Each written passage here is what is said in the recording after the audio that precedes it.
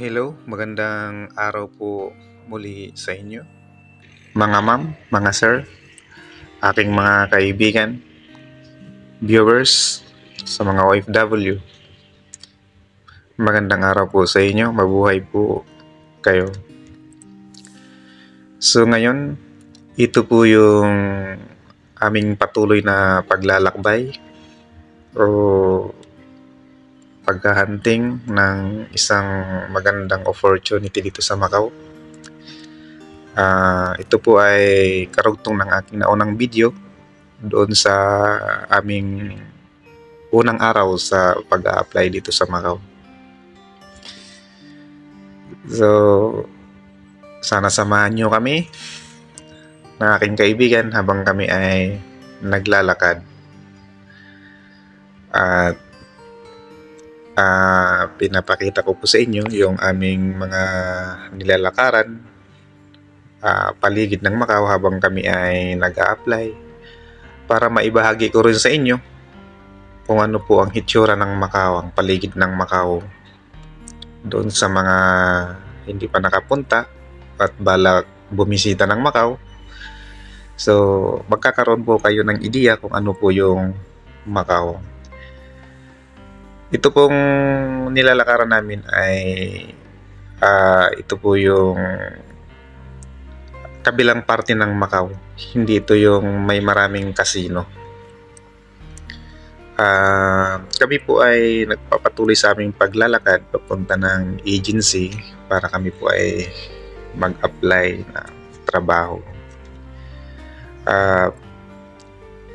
Pinapaalala ko lang na itong ginagawa po namin ng aking kaibigan ay hindi po ito sinasabi kong highly recommended na pag pumunta ng Macau kayo po ay mag-a-apply, ganun. Pwede nyo itong gawin palakasan lang ng loob, kasi po bawal po itong ginagawa namin na kami nag-a-apply, kasi tourist lang po kami dito, turista lang kami dito sa Macau. Kapag kayo po ay mahuli ng pulis na kayo ay nagdadala na may dala na resume o nag-a-apply, posible po kayong hulihin, pagmultahin, ikulong at i-deport. Kaya itong ginagawa namin ay palakasan ng loob, kaya sa palaran po talaga.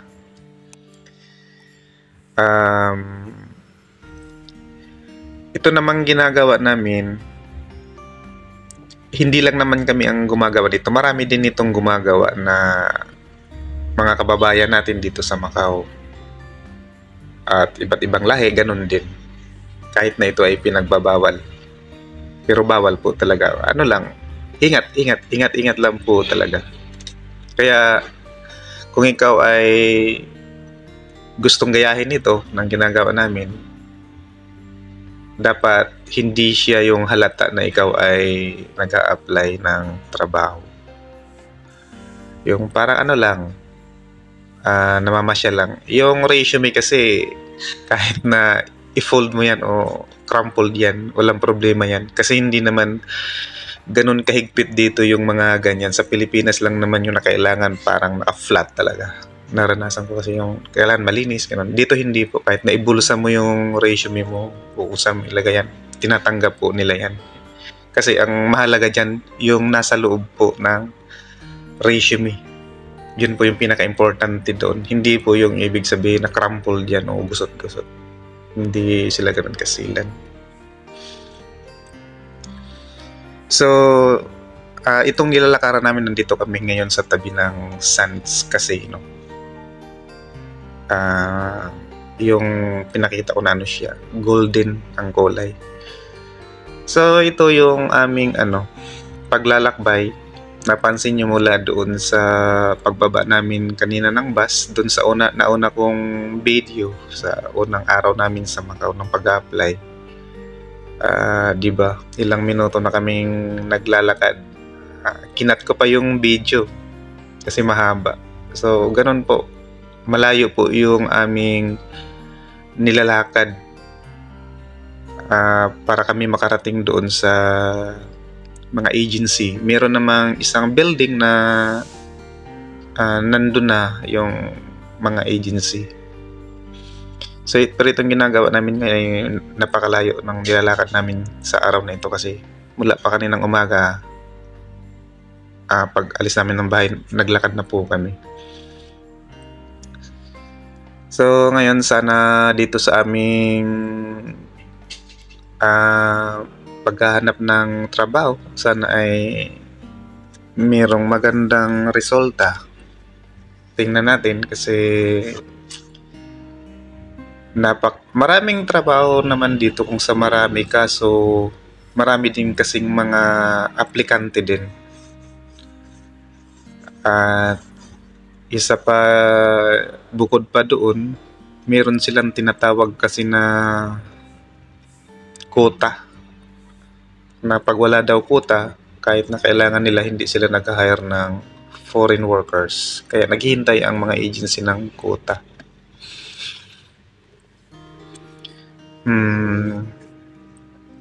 So ito, aking mga kaibigan, viewers, yung paligid po ng Macau, yung ibang parte ng Macau. So, sinishare ko lang sa inyo yung aming pag-a-apply dito. Sinishare ko yung paligid ng Macau para magkaroon din po kayo ng ideya. Kasi po itong Macau ay isa sa mga kilalang lugar o pasyalan, tourist attraction, at isa rin ito sa mga binansagang de Las Vegas of Asia. Gawang nandito nga po naglipa na yung mga malalaking mga casino. Kaya dahil po dyan, napakaraming mga turista po doon, lalo doon sa mahilig sa casino. Bukod doon sa casino, marami din silang mga tourist attraction. So itong Macau ay part po siya ng China. Kaya yung dito, yung flag ay dalawa, yung parang state flag ng Macau at saka yung flag ng China. Meron po silang sariling gobyerno, para siyang Hong Kong na meron silang sariling paggogobyerno. Pero nasa control pa rin sila ng China in general. So sana nagustuhan nyo po itong aking video, at pasensya na po kayo sa aking tawag nito, video ko, kasi bago lang po ako nagpa-vlog. Yung content po ng aking vlog sa aking pagbibiyahe, ako yung nanggaling pa ng Indonesia, tapos Malaysia, tapos nandito ulit ako sa Macau. Tapos nagtatato ako, tsaka sa baking din po. At saka mayroon pa pong mga ibang mga content ang video ko, na yung iba naman ay informative. Sana supportahan nyo yung aking munting vlog. Paki-subscribe at paki-like, paki-hit na rin na notification bell para updated po kayo sa iba kong mga video. At meron po kayong matutunan sa mga iba ko pang i-upload, lalo na sa mga baking, tsaka sa tattoo session ko.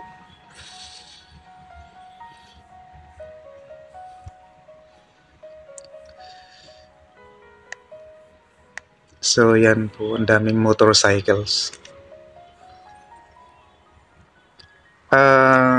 Alam nyo, minsan pag nandito tayo lalo na sa mga OFW, pag tayo ay nakaka-experience ng mga ganitong lugar, napaka-organized, tapos transport, lalo na sa transportation tulad nito, pedestrian, tumatawid kami ng pedestrian. Alam niyo dito, yung pedestrian, talagang tawag nito, yung Nire-respeto ng mga motorista talaga, ano bang, paano ba ipaliwanag? Yung nagpo-full stop talaga siya kapag may tao talaga na tatawid. Talagang humihinto sila, pinapatawid talaga nila yung tao. Nasasabi ko lang kasi ito kasi sa atin sa Pilipinas, 'di ba, kahit na nga sa Malaysia din may ganyan din eh. Yung ano, hindi sila ganun ka ano sa pedestrian, yung lahat tawid sila kapag kaya lang tumitawid talaga yung sasakyan. Pero dito hindi, nagpo-full stop talaga sila. Minsan pag nandito tayo sa ganitong lugar, nakakabisita tayo ng mga developed na ano, bansa o mas ahead sa Pilipinas sa atin. Hindi natin maiwasan minsan na maikumpara natin yung bansa natin. Tulad nga yun dun sa sinabi ko na pag naglalakad tayo dito, walang mga obstruction, napakaluwag ng kalsada. Parang hindi ka natatakot na maglakad na hindi ka makakasagi. Pero hindi ko sinisisi yung sinasabi ko na mga, lalo sa street vendors kasi hanap buhay din po nila yan. Ano lang, naikukumpara ko lang na ang sarap maglakad ng ganitong klaseng lugar. Yung comfortably.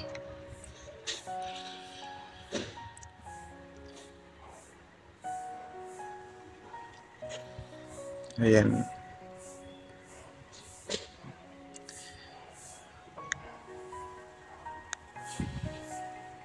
Laking pasalamat talaga namin dito sa dalawa naming kasama kasi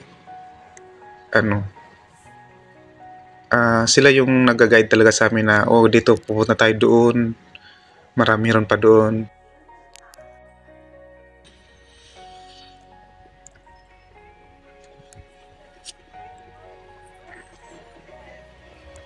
So ito na po, galing na po kami sa taas, pero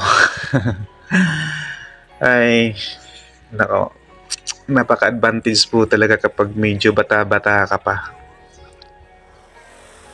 Tinanggihan yung resume ko kasi overage na ako doon sa na-applyan ko.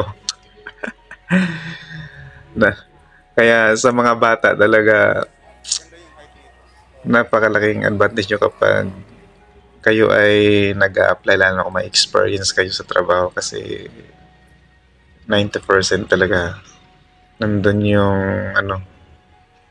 parang masisigurado nyo na matatanggap kayo.